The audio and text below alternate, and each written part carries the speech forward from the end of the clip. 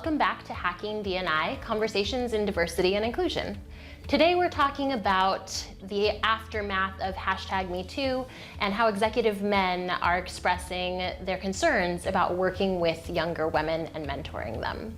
This week, the New York Times reported that at the World Economic Forum in Davos, men have been expressing their reluctance to mentor and to champion the women that they work with. So Denise, I'm curious, as the expert and someone who has litigated cases like the ones that are making the news right now, do you think that this concern is warranted? Well, first let me say that everything is in perception, so I want to acknowledge the fear that exists. I think that's really important.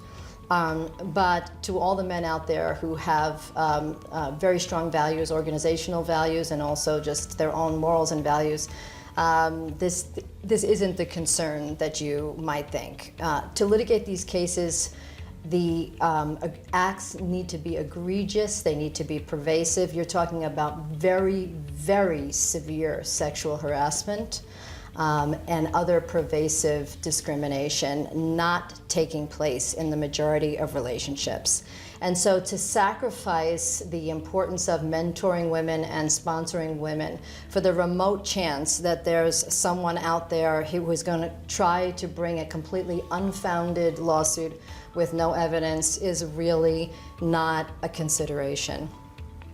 It is so critical that we have male champions who are willing to mentor us and sponsor us in order to achieve gender parity. And since you brought up Davos and the World Economic Forum, I will just say that the World Economic Forum sees us as not achieving gender parity for 212 years. That's just not acceptable, and it can't be done without men.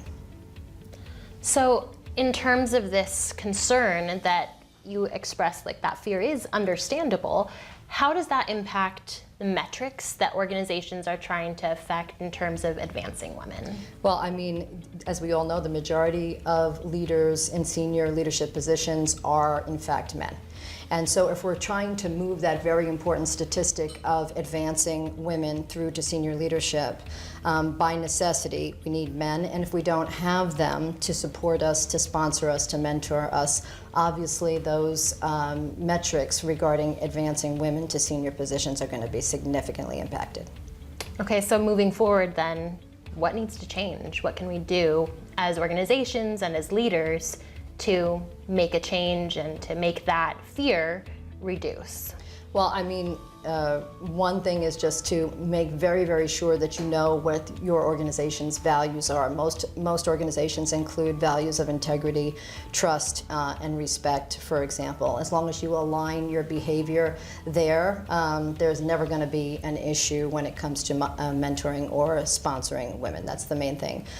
Keeping the importance of the ability to recruit, retain, and advance all diverse people, including women, at the top of your agenda is going to mean that you're going to be as competitive as possible for top talent. And so aligning values with actions is always going to win at the end of the day. So there you have it. Please join us for a complimentary webinar coming up soon to learn more about how you and your company can impact the metrics around advancing women and taking the #MeToo movement to more of a workforce movement. We too.